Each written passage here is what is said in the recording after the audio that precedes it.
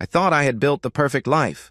Owen Mitchell, 33 years old, senior accountant, pulling in a solid 6 figures analyzing numbers that never lied. Unlike people, apparently. 4 years ago, I married Claire Hart, a stunning 25-year-old with honey blonde hair and a smile that could make a man forget his own name. We had an arrangement that seemed ideal. I would be the provider, the rock, the foundation of our future, while Claire would transform our suburban 3-bedroom house into a home. For the first 3 years, it worked flawlessly. I'd come home to the smell of dinner cooking, to a wife who greeted me with genuine enthusiasm, to conversations about our future children and weekend plans. Claire seemed content managing our household, decorating rooms with careful attention to detail, hosting dinner parties for my colleagues where she charmed everyone effortlessly. I trusted her completely. Why wouldn't I? She had no financial worries, no job stress, no reason to be anything but grateful for the life I'd provided. The house was mine alone, purchased before our marriage, mortgage in my name only. Claire had access to credit cards, a generous monthly allowance, freedom to shop and lunch with friends whenever she pleased. She drove the Honda CR-V I'd bought her 2 years ago, lived in comfort I'd worked 60-hour weeks to afford. What more could she want? But 6 months ago, something shifted. The change was so subtle at first that I questioned my own perception. Claire's shopping trips, once a pleasant weekly outing, became daily expeditions. She'd leave after breakfast and return just before dinner, carrying shopping bags that seemed insufficient for 8 hours away from home. When I'd ask about her day, her responses became vague, dismissive. "Oh, you know, just browsing. Had lunch somewhere? Lost track of time," she would say with a wave of her hand. The details were always missing. "Which stores? Where did you eat? Who did you see?" Her answers floated on air, substantial as smoke. I started noticing other things with the methodical attention that made me successful at catching financial discrepancies. Claire showered immediately upon returning home, even on days when she claimed to have done nothing but walk through air-conditioned malls. Her phone became a permanent appendage, constantly buzzing with messages that made her smile in ways I hadn't seen in months. She'd angle the screen away whenever I approached, protecting it like state secrets. Her appearance changed, too. Makeup for grocery runs, designer outfits for errands, perfume applied with the care of someone expecting to be noticed, but not by me. Last Tuesday evening, I found a receipt in her purse while searching for my car keys. Riverside Cafe downtown, 2 cappuccinos, 2 lunch entrees, total $47.83. When I mentioned it casually over dinner, Claire barely paused her fork. "Oh, I ran into Sarah from college. We grabbed lunch and caught up," she replied without looking up from her plate. But she didn't offer Sarah's last name, didn't mention what they discussed, didn't suggest we invite Sarah and her husband over sometime. The explanation existed solely to fill the silence, devoid of the natural details that accompany truth. That night, lying beside my sleeping wife in the bed I paid for in the house I owned, staring at shadows cast by streetlights through windows I'd chosen, my accountant's instincts screamed with the same certainty I felt when discovering embezzled funds. Numbers didn't lie. Patterns revealed truth, and every pattern I'd observed pointed to one inescapable conclusion. Claire was lying to me. About what? I wasn't entirely certain yet, but the foundation of our perfect life had developed cracks, and I needed to know how deep they ran before the entire structure collapsed. I picked up my phone in the darkness, searched private investigator near me, and saved a phone number to my contacts. I didn't call, not yet, but I would. Because the man who'd built this life deserved to know who was destroying it from within. And if my suspicions proved correct, Claire Hart Mitchell was about to learn exactly what happened when someone tried to steal from a man who'd spent his career catching thieves. For 2 days, I wrestled with myself like a man drowning in his own thoughts. The rational part of me, the part that had climbed from junior accountant to senior analyst through careful deliberation, insisted I should confront Claire directly. Give her a chance to explain. Trust the woman I'd married. But the professional part of me, the part that had uncovered countless cases of corporate fraud, knew better. You don't accuse without evidence. You don't show your hand before you've calculated every possible outcome. And you never ever give the guilty party time to construct better lies or destroy evidence. Wednesday morning. I sat in my car outside Baker & Associates during lunch break, staring at the contact I'd saved, Raymond Cross, private investigator. My colleague James had used Raymond 2 years ago when his own marriage imploded. Best money I ever spent, James had said. At least I knew the truth instead of living in her web of lies. I dialed the number. "Cross Investigations," came the professional voice, unsurprised, carrying the weight of a man who'd heard this story countless times. "I need you to follow my wife," I said quietly, surprised by how steady my voice sounded despite the earthquake in my chest. "I think she's cheating, but I need proof before I make any accusations."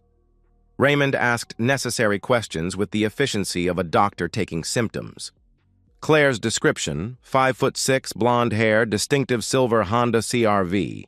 Her typical schedule, the time windows I'd observed, the behavioral patterns that had triggered my suspicion. He quoted his rate without hesitation. $150 per hour. Minimum 3-day retainer. "Start tomorrow," I said, and gave him my credit card information. Thursday morning arrived with deceptive normalcy. I went to work, attended budget meetings, reviewed quarterly reports, responded to emails, all while my phone sat face up on my desk like a loaded weapon. At 11:47 a.m., it buzzed. Raymond. Subject left residence 10:15 a.m. in silver CR-V, license plate visible. Currently at Riverside Cafe downtown, corner table. She's with a male, mid-20s, athletic build, dark hair. Body language suggests familiarity, leaning in, touching hands across table. Documenting everything, my vision blurred. I locked my office door, sat down heavily, forced air into lungs that seemed to have forgotten their purpose. 4 years of marriage reduced to a text message. More updates arrived throughout the day, each one a surgical strike to my heart. Raymond. Subjects left cafe together. Observed extended embrace and kiss in parking lot before separating to different vehicles. Following subject's vehicle now. Raymond. Subject drove directly to Riverside Hotel, downtown location. Mail arrived 4 minutes later in black Ford Mustang. They entered lobby together. Confirmed check-in to room 412 under male's name, Brett Donovan. Have video footage of kiss before entering building. I closed my laptop, told my assistant I wasn't feeling well, and left the office. I drove aimlessly through suburbs that suddenly felt foreign. Hands trembling on the steering wheel of a car I'd bought with money earned through devotion to a woman who was, at that moment, naked in a hotel room with another man. Raymond. Subjects exiting hotel, 3:52 p.m. Extended embrace in lobby visible through glass doors. Male kiss subject goodbye at elevator. I have clear facial identification for both parties. Ran license plates. Brett Donovan, 26, registered address Parkside Apartments, employed at Apex Fitness as personal trainer. A personal trainer. 26 years old. I almost laughed at the cliche, but laughter required breath I didn't have. That evening I arrived home before Claire. When she walked through the door at 5:23 p.m., perfectly timed as always, she carried 2 small shopping bags and hummed softly to herself. The same woman who'd kissed another man goodbye 3 hours earlier now kissed my cheek with lips that had been elsewhere. "How was your day, honey?" she asked cheerfully. "Fine," I managed. "Yours?" "Oh, just running around.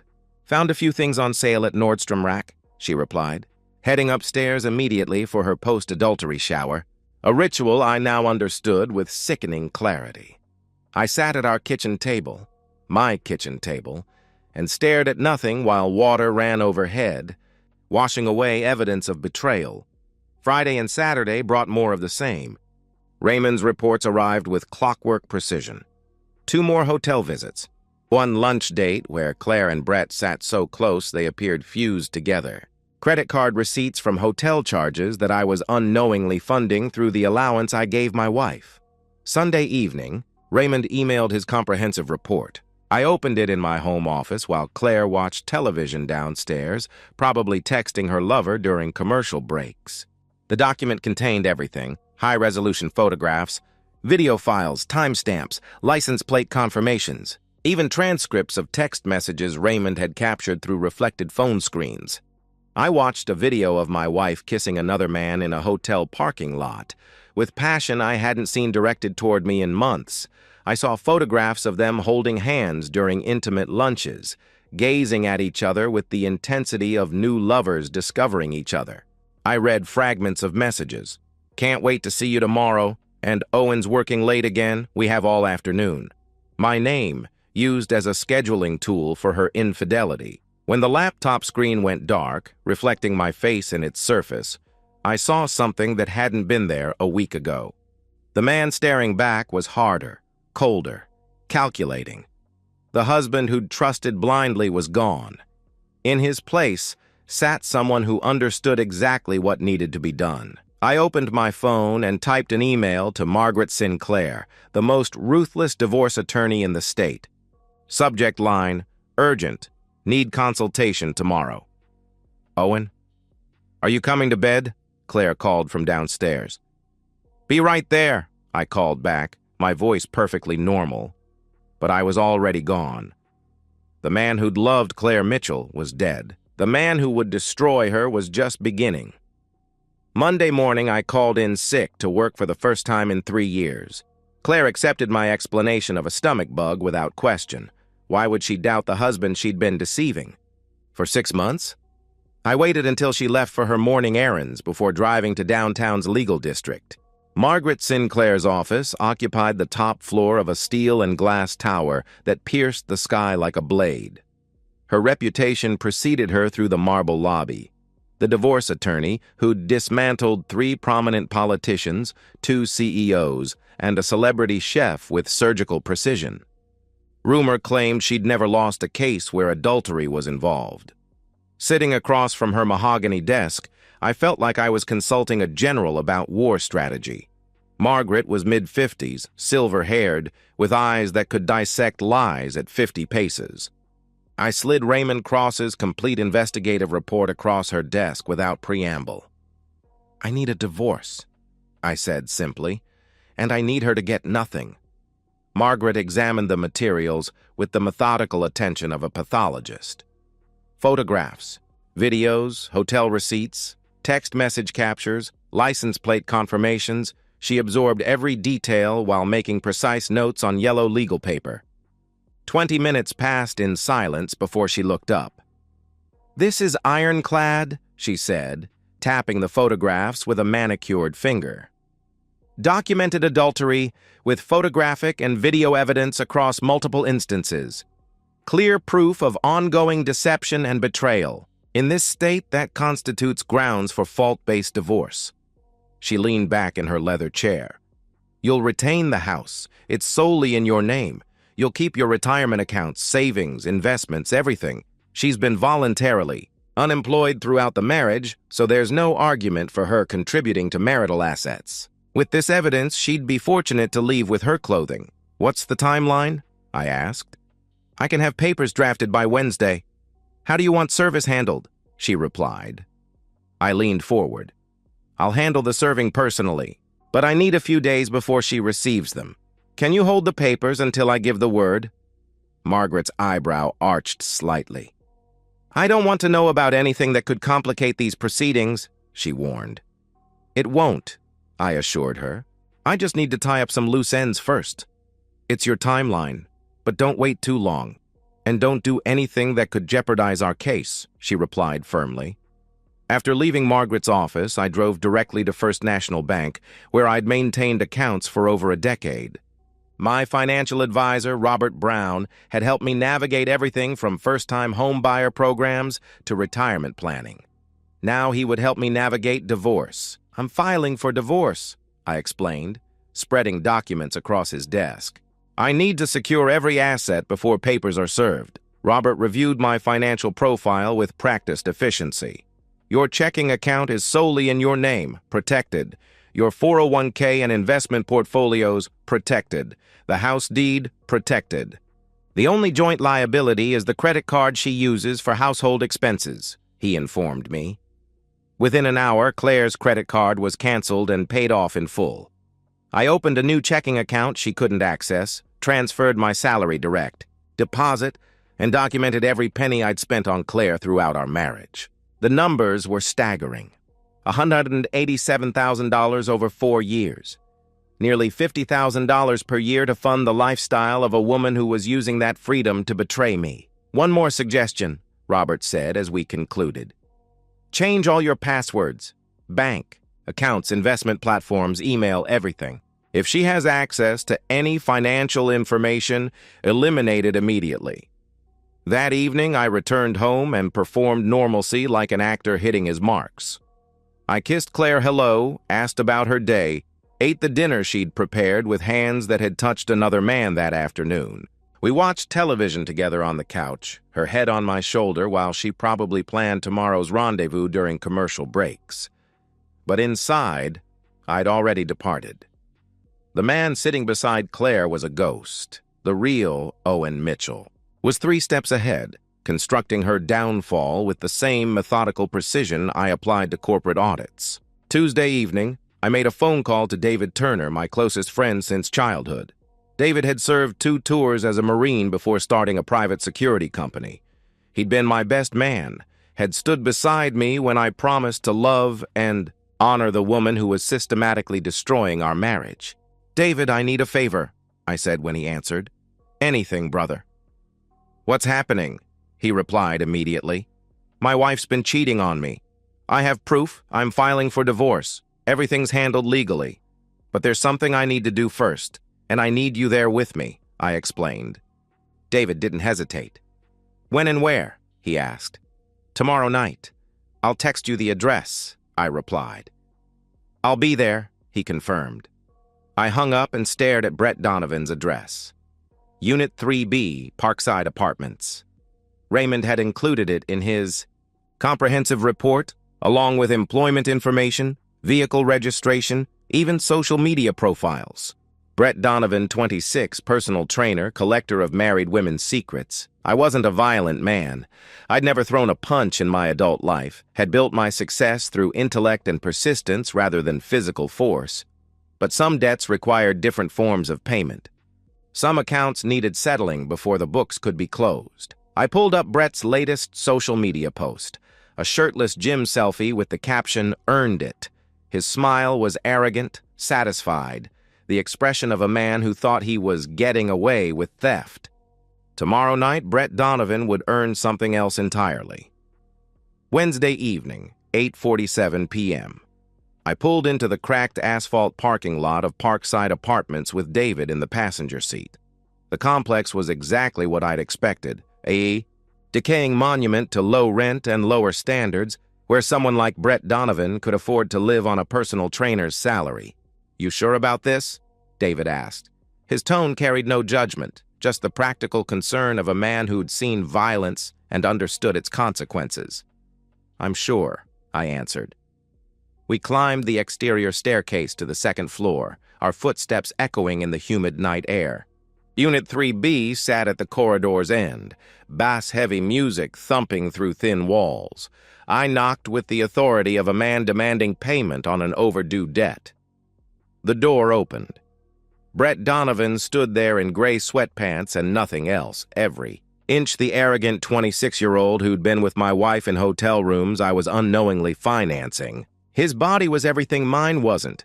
Young, sculpted, built for the kind of physical passion that apparently mattered more than 4 years of devotion and financial security. "Yeah," he said, annoyed at the interruption, probably expecting a neighbor complaining about the noise. I didn't speak. I shoved past him into the apartment, David following immediately behind. Brett stumbled backward, confusion shifting to alarm as his situation became clear. "Whoa! What the hell? Who are you?" he demanded. "I'm Claire Mitchell's husband," I said coldly. The blood drained from his face like water from a broken dam. "Oh, shit. Man, look, I didn't know she was—" he started desperately. "Liar!" I cut him off, my voice ice. "She's been married for 4 years. She wears a wedding ring. You knew exactly what you were doing when you started seeing her. I swear she said she was separated. She said her marriage was—" he pleaded.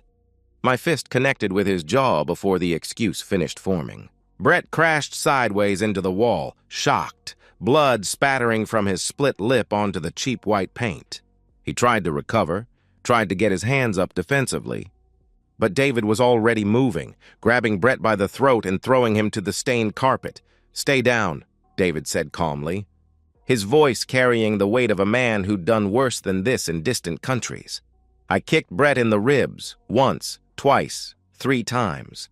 Not wild, desperate swings, but deliberate impacts calculated like everything else I did.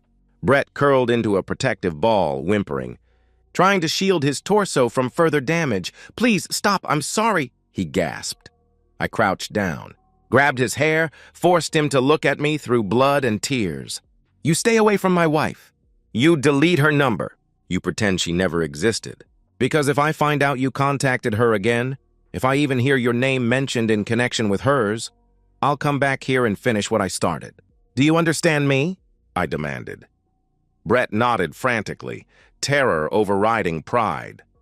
David leaned down, his voice quiet but carrying absolute conviction. "And if you're thinking about calling the police or telling anyone about this visit, don't.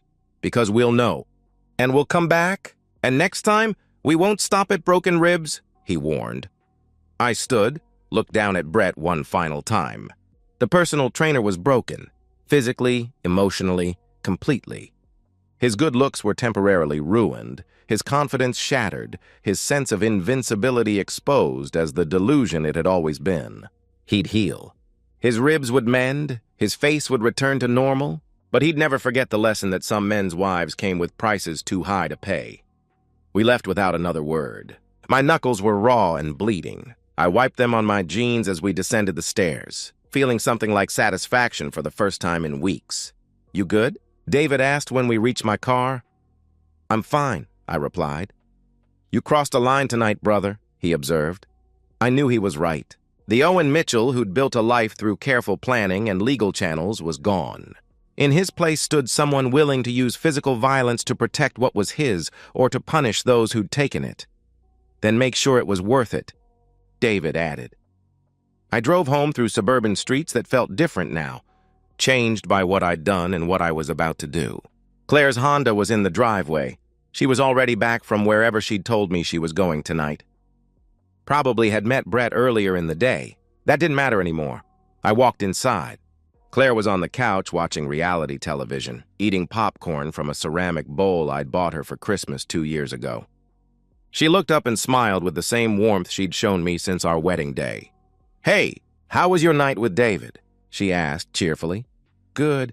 Just caught up," I replied. "That's nice," she said, patting the cushion beside her. "Come watch with me." I looked at her, really looked at her. The woman I'd married. The woman I'd trusted with my future, my finances, my heart. The woman who had been methodically destroying our marriage for 6 months while living in comfort I provided. Spending money I earned, sleeping in a bed I paid for. Tomorrow morning, she was going to understand exactly what she'd lost. "I'm tired," I said. "I'm going to bed."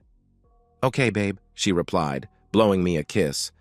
The same gesture she'd performed thousands of times. I climbed the stairs, got into bed fully clothed, and stared at the ceiling. My knuckles throbbed. My chest felt hollow. But my mind was crystal clear. My phone buzzed. A text from Margaret Sinclair. "Papers are ready." "Tomorrow?" I typed back. "Tomorrow morning. 9 a.m. I set my alarm for 6 a.m. Claire's last normal morning was almost over, and she had no idea her entire world was about to collapse. Thursday morning. I woke at 6 a.m. as planned, showered, dressed in my work clothes with the same precision I'd maintained every morning for 4 years. I made coffee, sat at the kitchen table, and waited with the patience of a predator who'd spent months planning the perfect strike. Claire woke at 8:30, her usual time. I heard the shower running, heard her moving through the morning routine that had become as predictable as sunrise. She came downstairs at 9:15 wearing a yellow sundress and heels, makeup applied with artistic precision, hair styled for someone worth impressing. "Going shopping. Again." "Morning," she said brightly, grabbing her purse from the granite counter I'd paid to install. "I'm heading out for a few hours. Need anything while I'm out?" I took a deliberate sip of coffee. "I don't think you'll be going anywhere today," I said calmly. Claire paused, her hand freezing on her car keys. "What do you mean?" she asked, confusion creeping into her voice.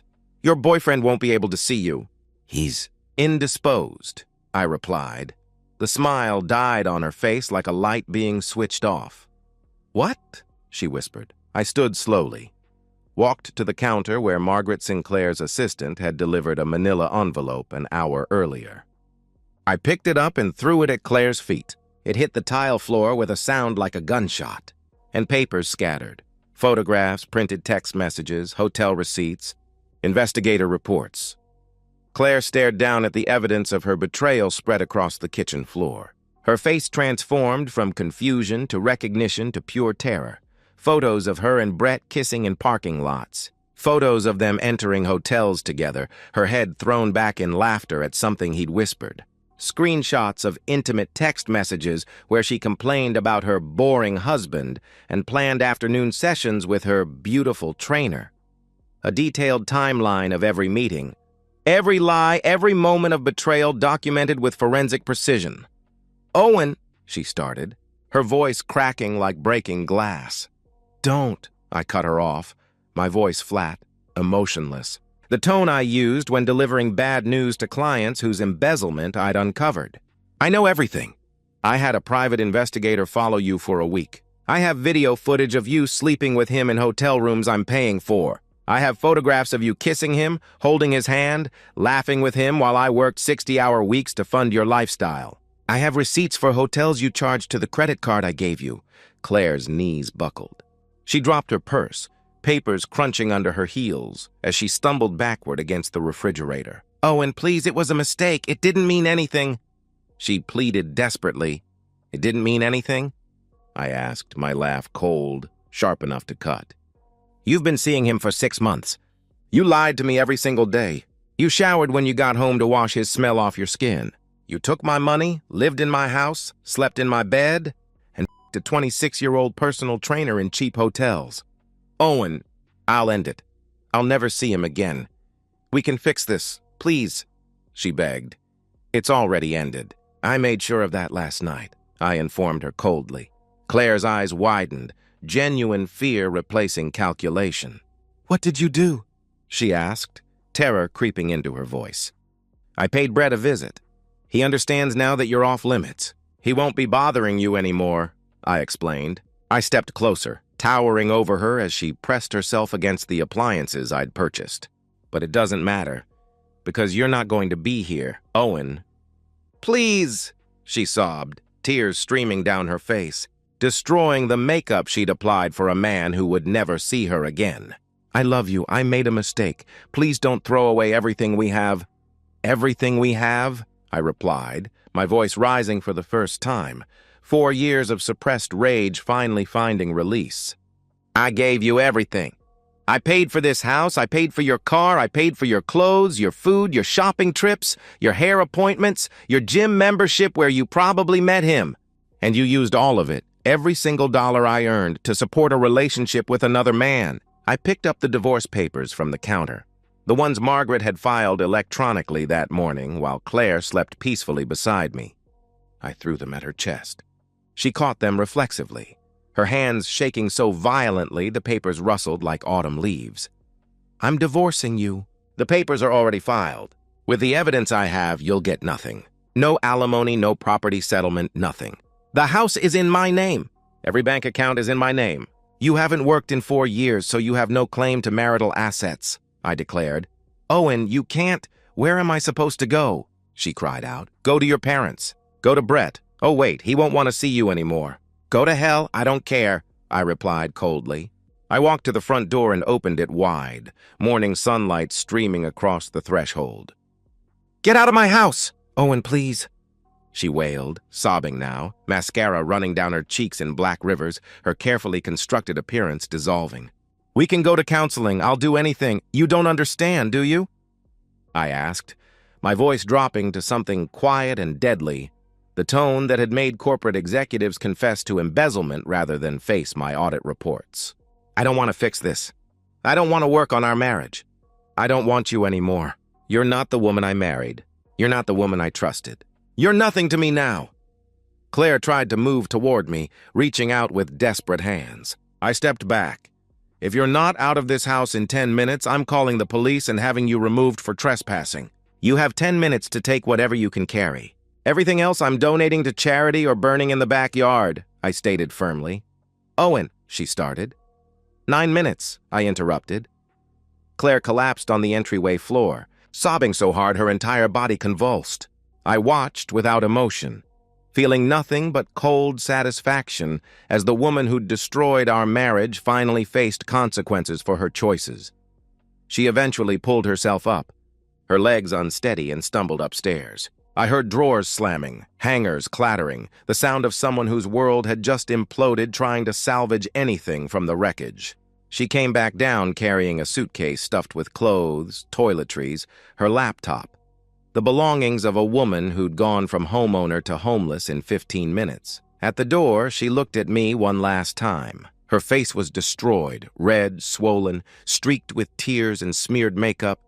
The beauty that had attracted me reduced to human wreckage. "I'm so sorry," she whispered. I closed the door in her face. Through the window, I watched her car pull out of the driveway for the last time, watched her drive away from the life she'd systematically destroyed with lies and betrayal. I didn't feel victorious. I didn't feel relieved. I felt empty, hollowed out, like a building after controlled demolition. But I also felt something else. A cold, hard satisfaction that justice had been served, that consequences had finally caught up with choices. My phone buzzed. A text from Margaret Sinclair. She signed the papers. It's done. I deleted the message and sat alone in the house that was finally, completely, irrevocably mine. The divorce finalized in record time. Claire didn't contest anything. She signed every document Margaret placed before her, accepted a token settlement of $1,500, and disappeared from my life as completely as if she'd never existed. I kept everything. The house, all savings accounts, retirement funds, investment portfolios. I had the locks changed the day she left, donated most of her belongings to charity, threw the rest in dumpsters. I repainted the bedroom, bought new furniture, erased every trace of her presence from my life with methodical thoroughness. My daily routine returned to what it had been before marriage. Work, home, solitude. Colleagues knew I was divorced, but asked no questions. I volunteered no information. I remained the same reliable, methodical senior accountant I'd always been, except now the man behind the desk was harder, colder, less trusting. At night sometimes, I lie in bed and stare at the ceiling, wondering if the emptiness will ever fade. Wondering if I'll ever trust another woman enough to share this house, this life, this carefully constructed existence. The answer, most nights, is no. Claire Hart, she dropped the Mitchell name, works as a cashier at a discount grocery store on the city's eastern edge. She lives in a studio apartment in a neighborhood where sirens wail every night and bars cover every window. Her parents disowned her when she showed up seeking shelter. Her father, a man I'd respected and shared holidays with, opened his door, listened to her tearful explanation, and delivered his verdict. "You disgraced yourself and this family. Don't come back," he had told her before closing the door permanently. She tried reaching out to me once, a long, rambling email about regret and change and second chances. I blocked her address without reading past the first line. Some doors once closed remain that way forever. Brett Donovan left town shortly after our encounter. Rumor is he was terrified someone was going to kill him. No one has seen him since. His Apex Fitness employment terminated without explanation, his apartment abandoned, his social media accounts deleted. Sometimes justice is swift and physical.